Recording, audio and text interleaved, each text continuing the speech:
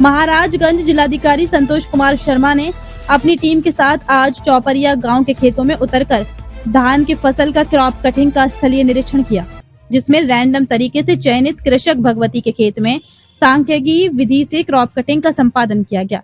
धान की crop cutting में 43.3 स्क्वायर मीटर क्षेत्रफल में 21.122 किलोग्राम धान की उपज प्राप्त हुई है।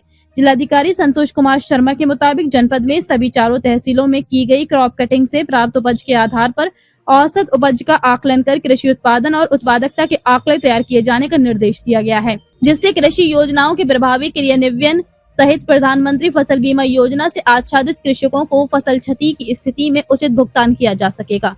उन्होंने ये भी साफ किया कि पराली या धान के खेतों से निकलने वाले अपशिष्ट को किसी भी हाल में जलाया नहीं जाएगा। अगर ऐसा किया जाता है तो 3000 से 5000 रुपए तक का जुर्माना या अन्य कार्रवाई की जा सकती है। खेतों में उतरे हैं, क्रॉप कटिंग और पराली को लेकर क्या संदेश है सर? देखिए, क्रॉप कटिंग ये सभी अधिकारी जो भी राजस्व विभाग के अधिकारी हैं सभी को किया जाना मैंडेटरी होता है। इसलिए जो हमारी क्रॉप कटिंग है मैं खुद आके अपने सामने ही यहाँ पे क्रॉप कटिंग करवा रहा हूँ और इसके बाद इसका वेट किया जाएगा और इसके आधार पे एक औसत उपज क्या है इसका आकलन किया जाएगा। इस औसत उपज से जो हमारे जितने भी सांख्यिकीय आंकड़े होते हैं वो इसके निर्धारित होते हैं। जनपद में विभिन्न जगहों पर और विभिन्न अधिकारियों के नेतृत्व में क्रॉप कटिंग होता है। तो आने का उद्देश्य यही है कि क्रॉप कटिंग में स्वयं मैं यहाँ पे मौजूद रहूँ और यहाँ पे ग्रामवासियों से भी हमने वार्ता की है और धान की फसल को भी देखा है।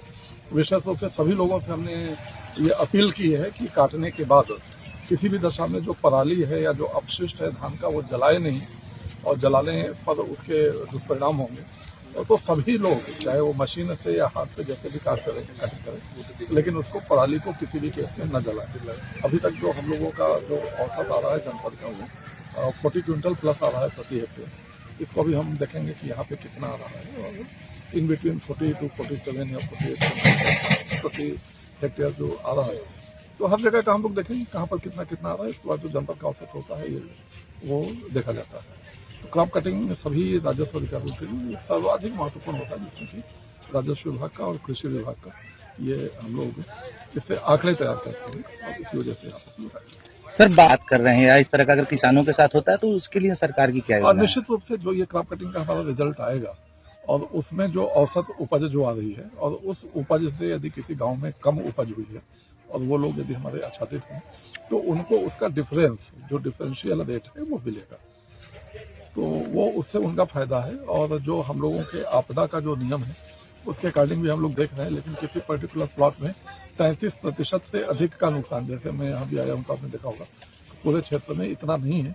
तो जिस वजह से जो एक मेजर जो दैवीय आपदा के अंतर्गत दिए जाने वाला देय है वो नहीं मिलेगा। लेकिन जो हमारा प्रति गांव जो औसत उपज में जो अंतर है उसमें जो भी हमारे केसीसी किसान क्रेडिट कार्ड के होल्डर्स हैं जिनके जो भी बीमित हैं वो उनको उसके डिफरेंस का उसको बेनिफिट मिलेगा और ये इसके लिए ही महत्वपूर्ण है। तो इसी वजह से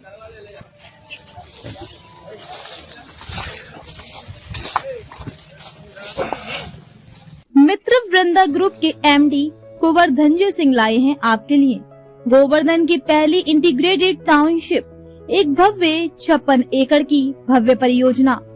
प्रस्तावित MVDA टाउनशिप प्राइम लोकेशन पर 1000 फीट का विशाल फ्रंट, एक सेल्फ सस्टेन टाउनशिप जहां स्कूल, कॉलेज, अस्पताल, पुलिस एवं फायर स्टेशन, रोजाना की शॉपिंग और कमर्शियल हब सभी एक ही मास्टर प्लान के अंतर्गत समाहित है। मित्र वृंदा ग्रुप इंटीग्रेटेड टाउनशिप में उपलब्ध सुविधाएं: 80 फीट चौड़ा मुख्य मार्ग, गेटेड कॉलोनी, 35/40 फीट चौड़ी सुव्यवस्थित आंतरिक सड़कें, परिक्रमा मार्ग से मात्र 2 किलोमीटर पर आगामी 100 फीट चौड़ी 4 लेन सड़क पर लग्जरी सुविधाओं सहित स्थित प्रोजेक्ट, दान घाटी मंदिर से मात्र 5 मिनट पर, बरसाना से मात्र 20 मिनट पर, नेशनल हाईवे के निकट, जेवर एयरपोर्ट से सीधा संपर्क।